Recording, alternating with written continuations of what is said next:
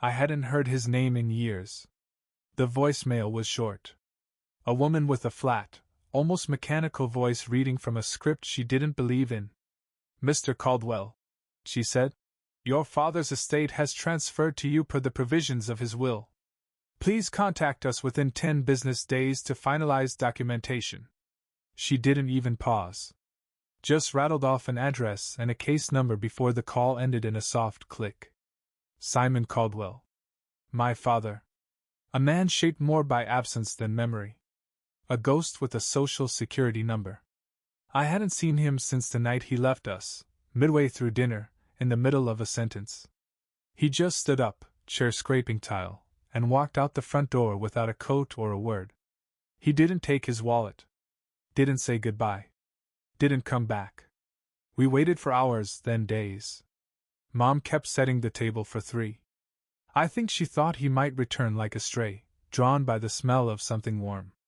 But he didn't. Eventually, she stopped cooking.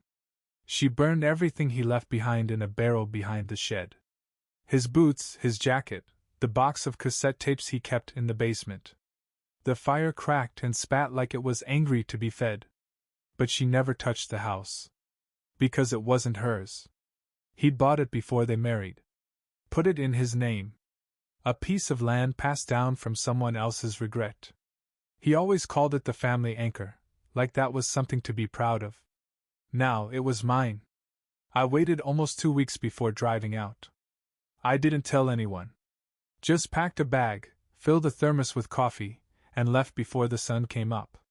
The sky was bruised and low, the kind of morning where light seemed afraid to rise. The road out of the city was familiar at first, gas stations, billboard ads, the hum of traffic. But it all thinned the further I got. Civilization peeled away in layers, until there were just pine trees and hills and that long, broken stretch of gravel where the radio went quiet. The house sat at the end of a narrow drive swallowed by overgrown hedges and wild grass. It looked like it hadn't been touched in years. Sagging roof. Cracked shutters. Paint the color of dried blood, chipped and curling at the edges. A gable window stared down at me like a watching eye. There was no welcome. No sign of life. Just the sound of wind through tall grass, and the creak of old boards settling in their sleep. The key was brass. Tarnished. Cold even in my gloved hand. It slid into the lock with an unsettling smoothness, like the house had been waiting. Inside, the air hit me like a breath held too long. Damp. Still. Laced with old smoke, mildew, and something else, metallic, faint, like dried blood or rust. Light filtered through stained curtains, casting long, trembling shadows across the floor. Everything was coated in a thin layer of dust, except the kitchen table. It was spotless. And on it, centered like an offering, was a journal. The leather cover was cracked and soft, the pages yellowed and brittle at the edges. I opened it slowly.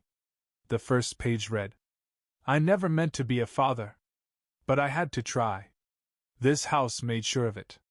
The words crawled under my skin like something alive. I turned the page. There was a diagram. A floor plan, but wrong. Not how I remembered the house. Not how it was built. Hallways that shouldn't exist. Rooms too big to fit. Doors I didn't recognize. In the upper right corner, my father's neat, slanted handwriting. "Every man lives in a blueprint he didn't design. The question is, can you redraw it before it buries you?" The margins were crowded with scribbles. Arrows pointing to sections labeled false stare, locked from inside, mirror doesn't reflect, and one corner marked only with a symbol, a circle with a vertical line bisecting it. I stared at that symbol for a long time, heart ticking in my throat. And then I saw the final note, scrawled faintly in a different hand.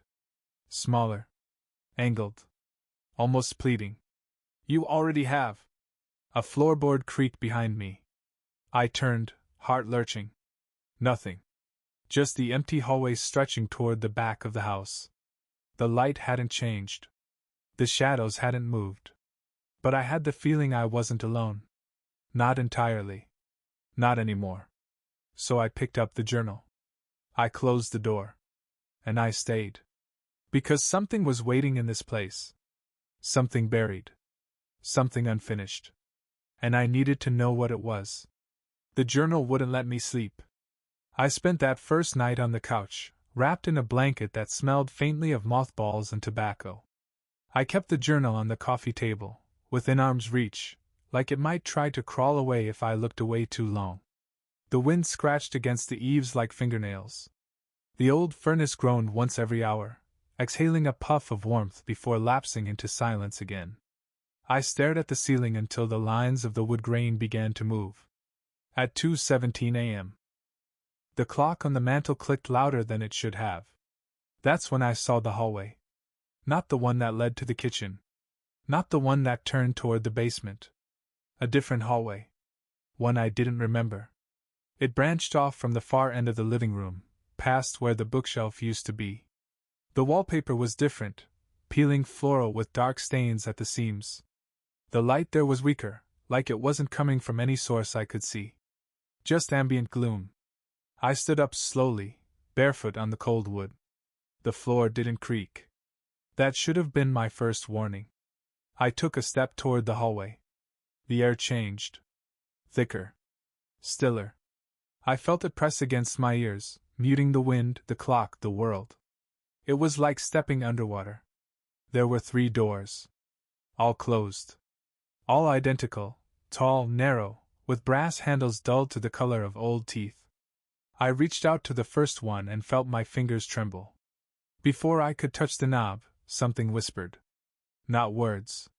Just a breath. Behind me. I spun, heart thundering. The hallway was gone. Just the bookcase. The familiar mold-stained wall. I backed away slowly, toward the couch, eyes scanning the room like it might rearrange itself again at any moment. The journal lay open. Pages fluttered slightly though the air was still. A new note had appeared in the margins. The house shifts when it's watched. I didn't sleep. By morning, the house was itself again. Or pretending to be. I made coffee in the rusted percolator. Sat on the porch and watched the fog creep down from the trees like something alive. There were crows nesting on the roof, at least 5 of them. They didn't call. Just watched. I went back inside and opened the journal to the page with the blueprint. The hallway was drawn now.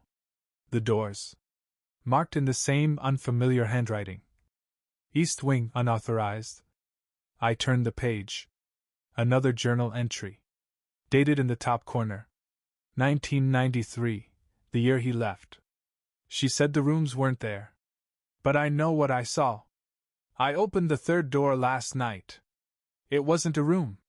It was a place I forgot how to name. There were photos of me on the walls, but older. Worn. Places I hadn't been yet. Places I think I will go. And someone was sitting in the corner. I didn't speak. Neither did he. But I know he was listening. I read it 3 times. He had seen them too. Not just the rooms. The changes. The house wasn't static. It was a machine.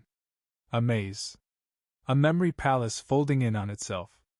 And if I wanted to find the truth, I'd have to let it move. I walked the perimeter of the house that afternoon. Counting windows. Counting doors. Some didn't add up. The back of the house had a boarded window I couldn't locate from the inside. A padlocked storm door beneath the porch that led to nowhere. I stood in the hallway and watched the place where the other hallway had appeared. Nothing. But I waited. Just past midnight it returned. The same wallpaper. The same 3 doors. This time, I was ready. I stepped in, and the world quieted like a held breath. I opened the first door. Inside was a bedroom. My childhood bedroom. But not exactly. The posters were wrong. The bed too small. The closet door hung open and inside were clothes I never owned, quarter pants, a jacket with a stitched name tag, Simon. I closed the door. The second led to a study. Lined with shelves. All the books had my name on the spine. Some were blank. Some filled with handwriting I didn't recognize. I didn't open the third. Not yet. When I returned to the living room, the journal was closed. And on the cover, burned into the leather where there had been nothing before, was a new message. Every key fits more than one lock. The pages inside had changed. More maps. More entries. And a new symbol beside the one I'd seen before, this time, a spiral, tight and unbroken. I went to the kitchen. Turned on the tap. Let the water run until it was cold. Then I splashed my face and stared into the cracked mirror above the sink. My reflection blinked half a second late. And smiled. I woke to footsteps. Not above. Not below. Inside the walls? They moved with purpose. Slow, deliberate. Too measured to be rats, too heavy to be anything I could explain away. They traveled from the living room toward the hidden hallway, then paused. Like something was waiting. Listening. I held my breath and sat up, the journal already in my lap. The pages had changed again overnight. The blueprints had grown more detailed, annotated with frantic notations in red ink. The third door is always open, even when it's not. Do not look directly at him. He is not blind. He remembers what we forget. I didn't know who he was. I didn't want to. But I couldn't ignore it anymore. At 3:03 a.m., I stood in front of the third door. My hand trembled as I turned the knob. The door opened soundlessly. Inside was a room without edges. That's the only way I can describe it. It wasn't a room, not in any architectural sense. There were no clear walls. Just space that bent slightly at the corners of my vision, like I was standing inside a photograph that someone had crumpled and then half smoothed out again. The floor was wood. But it creaked in rhythms that didn't match my steps. Each board echoed longer than it should have, like the house was trying to remember the sound of me. And the walls were covered in photographs.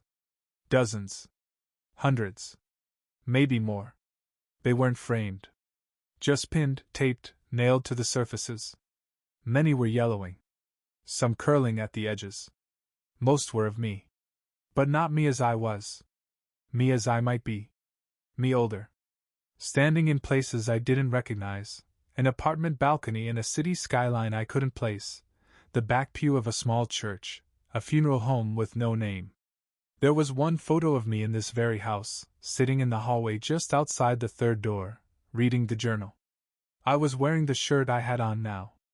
I reached out to touch it, and felt something move in the room. Not in the photos. Not around me. Behind me. I turned slowly. There was a chair in the far corner I hadn't noticed before. Wooden. High-backed.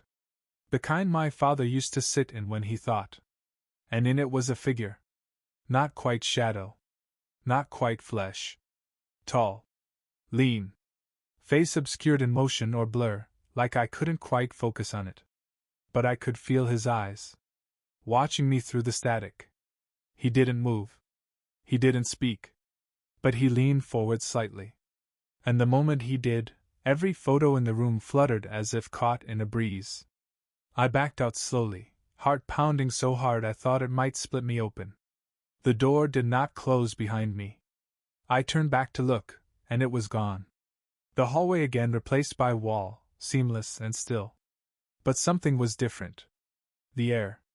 It smelled like smoke now. Like ash and old breath. The journal had moved. It was now on the mantel, propped open. The page had a single phrase scribbled in thick charcoal. He knows you've seen him now.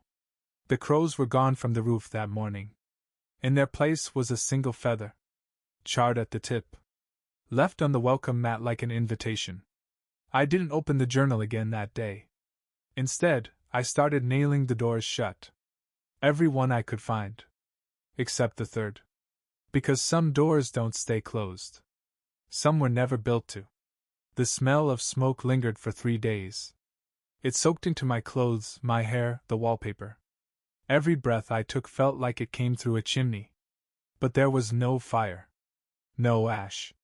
Just that feather, still resting on the mat like it was waiting for someone to pick it up and ask the right question. I didn't. I kept the windows closed. On the fourth morning, I found something new, a hidden drawer in the study desk that hadn't been there before. It clicked open with a soft snap, like it had been unlocked from the inside. Inside were papers, yellowed, soft at the edges. And at the bottom, bound in twine, another notebook.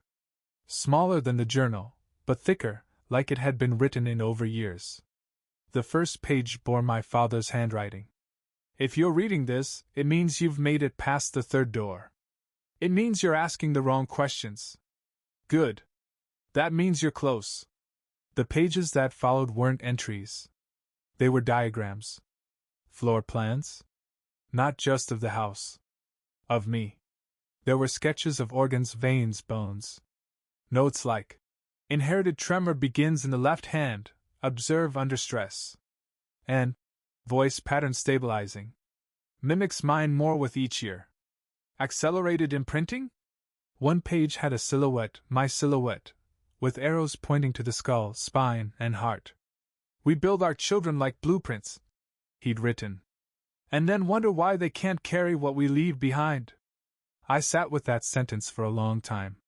He wasn't just watching me. He was recording me. Trying to understand something. Or finish something. A photo slipped out from between the pages.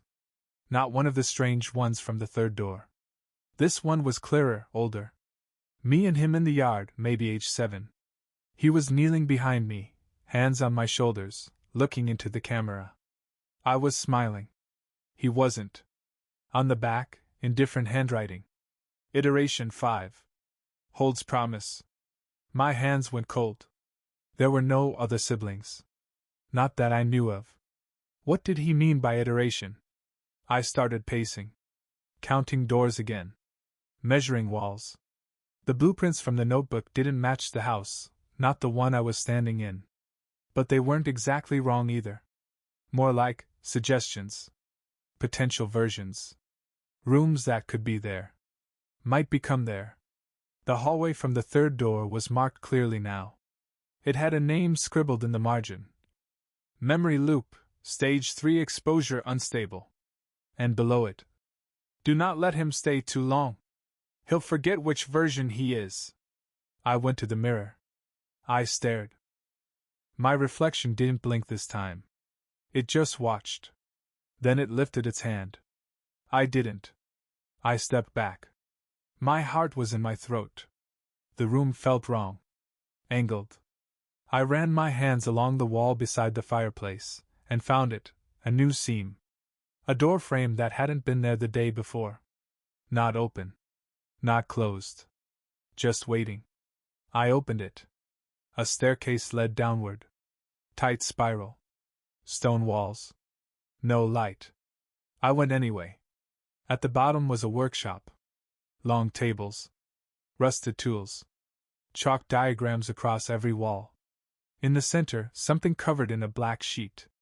I pulled it back. It was a mannequin. Human-shaped. But wrong. Too tall. Too thin. Its chest cavity opened like a cabinet, filled with broken voice recorders, scribbled notes, photos of me at different ages. One recorder was still running, tape fluttering in place like it was caught in a loop. I pressed stop. The silence that followed was not empty. It felt like something was holding its breath.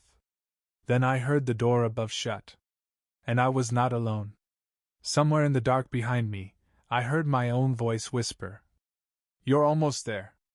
I didn't turn around. The voice behind me, my voice, still hung in the air like fog. Heavy. Familiar. Slightly wrong. I took one step back toward the staircase. The light from above was gone. Only dark now. Dense and thick as wool. The mannequin stood where I'd left it, mouth slightly open like it was about to speak. Or scream. I didn't give it the chance. I climbed. The steps felt longer this time. Like the spiral had stretched, adding loops with each rotation. My legs burned. My breath came fast. The air tasted like old stone and soldered wires. When I reached the top, the door was closed. But not locked. I opened it and stepped through. Into a different house. Not fully. But things were wrong. The couch had changed color, from brown to red. The curtains were missing. The portrait of my mother that had hung near the kitchen now showed someone else. A man. Face blurred. And on the floor in the center of the living room was a new journal. Not the one from the mantel. This one was bound in black cloth, tied with a gray ribbon. No name. No title. I opened it. Inside, pages and pages of handwriting. Mine. But not things I remembered writing. Entries about places I hadn't been. Decisions I hadn't made. One detailed the day I graduated medical school. Another, a breakup with someone named Isla. I've never known anyone named Isla. The final page was dated 3 days ahead.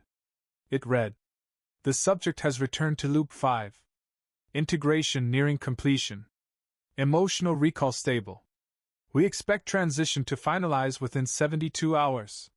He no longer resists." I dropped the journal. My hands shook. I stumbled back and looked around the house, this house, and saw the fractures. The blueprint was folding in again. Rewriting. I wasn't inheriting my father's home. I was being rebuilt inside it. Rewritten.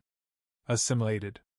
I staggered to the kitchen, searching for something, anything, to anchor me. In the bottom cabinet, behind rusted tins, I found a box. A photograph inside, my father, standing at the foot of the same spiral staircase. Beside him, another man. Younger. Familiar. It was me. But not me. Different haircut. Different build. Same eyes. On the back of the photo. Iteration 4 failed under stress. Conditioning incomplete. And beneath that. Begin again. I fell to the floor. The walls felt closer now. The ceiling heavier. The air grew thick again, that pressure. The house was watching. Or worse. Listening. The journal had moved again. Back on the mantel. Open to a blank page. A pen sat beside it. Waiting. Because that was the real inheritance. Not the house. The story. The voice. The script. And I was next to write it. Not because I wanted to. Because I had no choice. It began humming through the walls. Not a melody. Not quite. But something close enough to sound wrong. Like a song remembered in pieces, out of order. I woke to it. Every night, around 3:33 a.m., the house would begin to vibrate low in its bones, pipes rattling softly, the floorboards humming just under hearing. A sound like breath drawn through cracked teeth. At first, I thought it was the furnace. But the power was out again. It had been for days.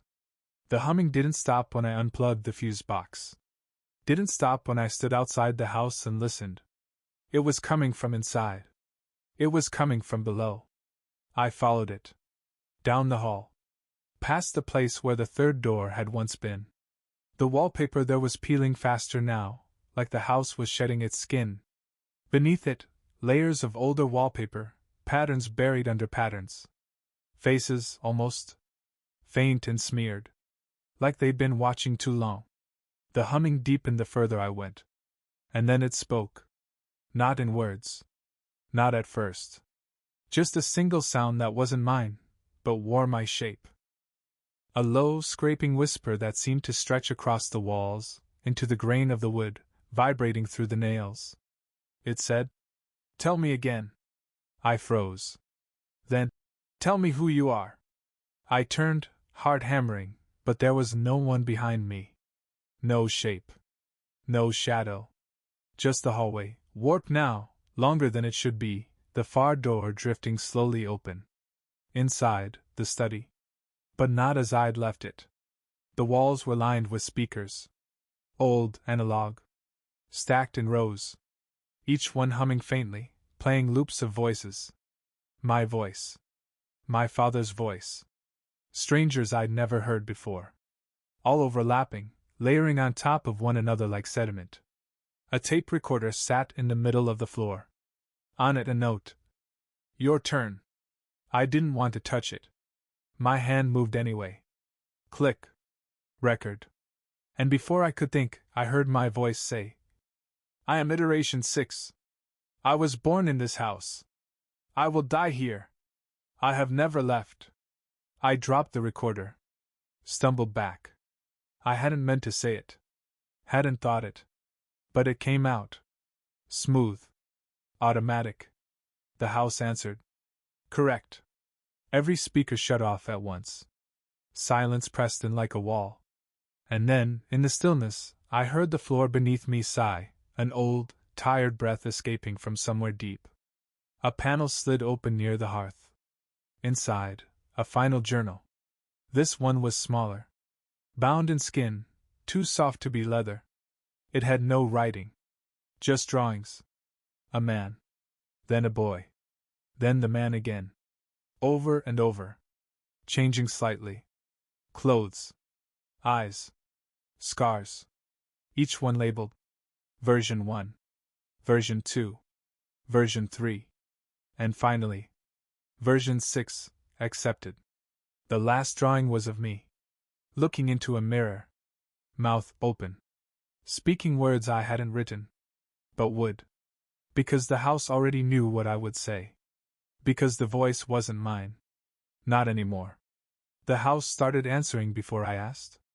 I'd think of a question. Who built this?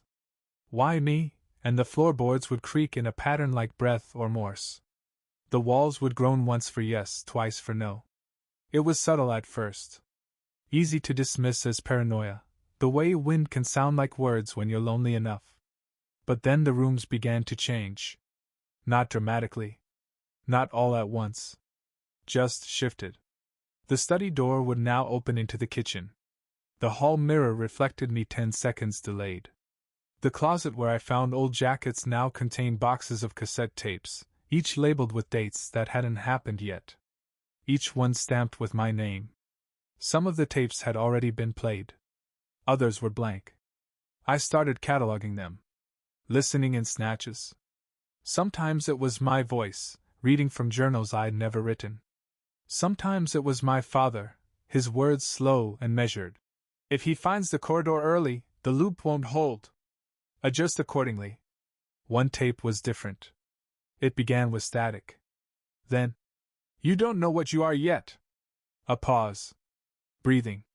Then my voice, soft, almost pleading. Please don't make me forget again. I turned it off. I opened every cabinet, every drawer. The house gave up its secrets willingly now. It wanted to be known. It wanted me to remember. Beneath the floorboards of the guest bedroom, I found a hatch. Inside, more journals.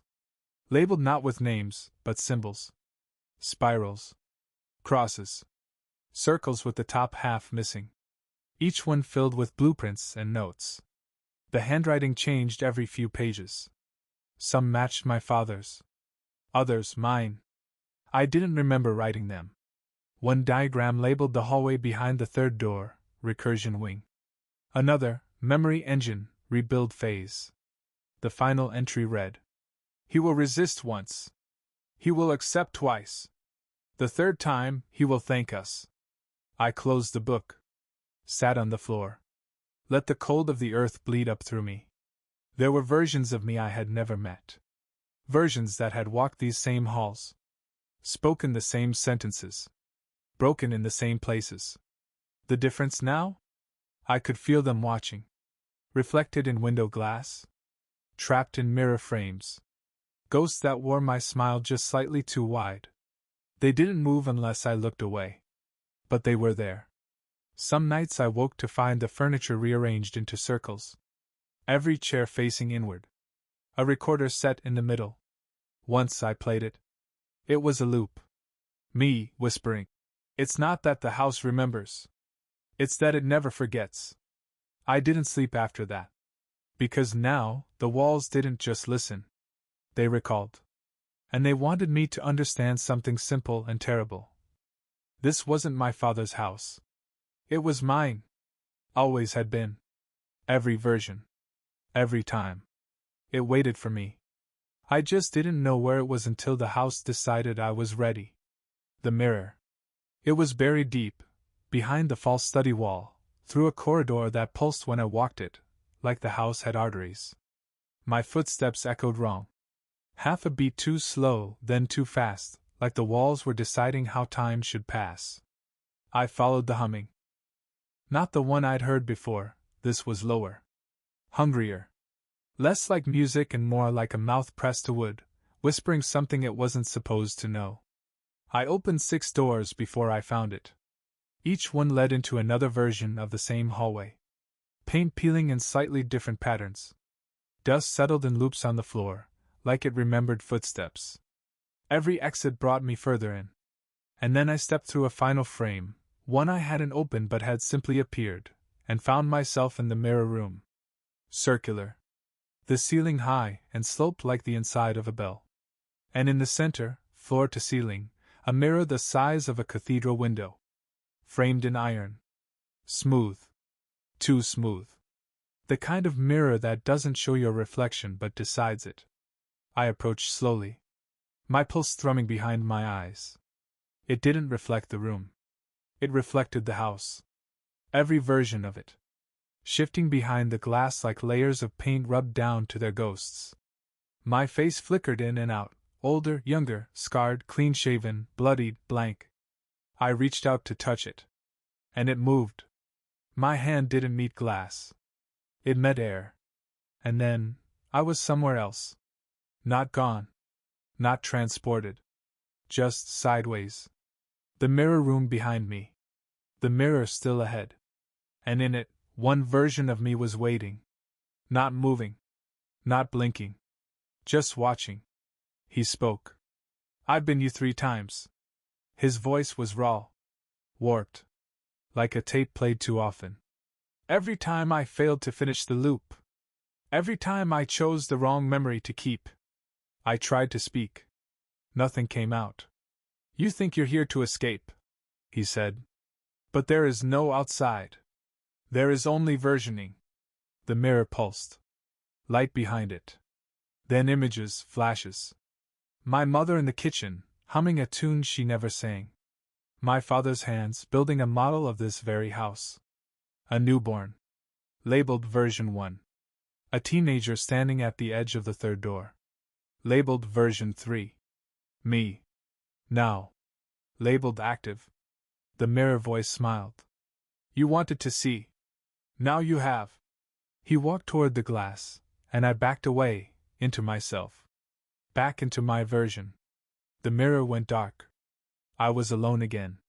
Except I wasn't. The mirror was still there. And in it, faint now, behind the glass, were hundreds of versions of me. Stacked like reflections in an endless hallway. Not dead.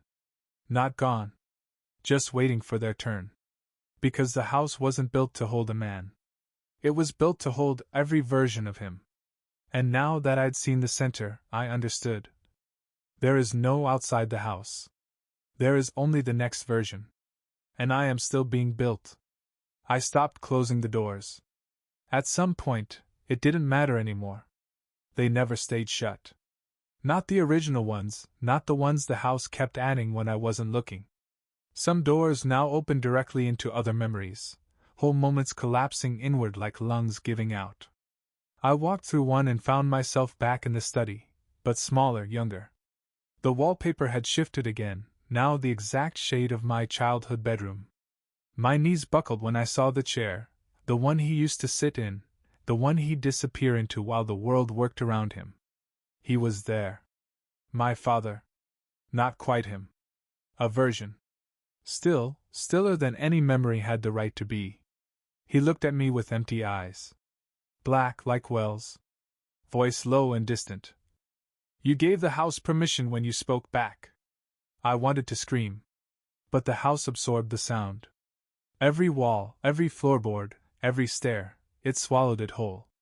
Every room was a mouth now. Some chewed memories slowly, grinding them into soft paste. Others gulped moments whole.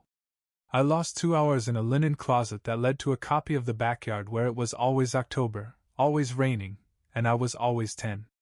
The house was eating. Not me. Not entirely. But time. Will. Identity. It had fed before. Would feed again. I began to see the seams. The thin lines where rooms had been stitched together from pieces of me. A dining room made from my 8th birthday, lit by a ceiling lamp that hummed the lullaby my mother used to sing. A stairwell lined with the same 12 steps I fell down the year I broke my arm. The kitchen faucet dripped blood.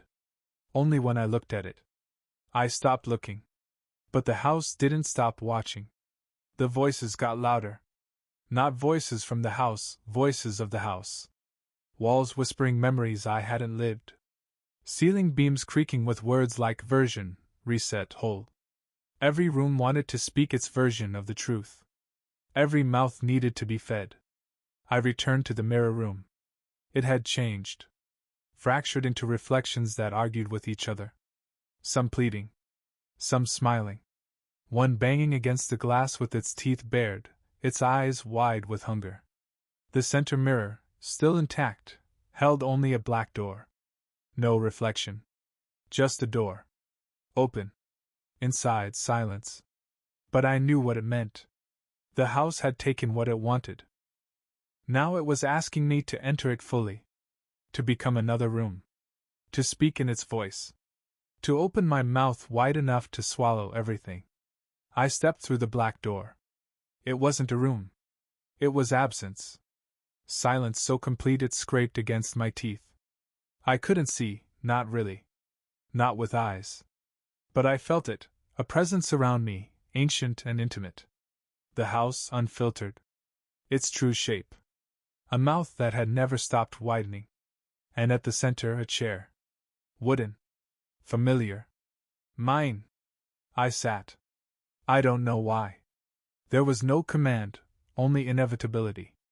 Across from me, a mirror. The last one.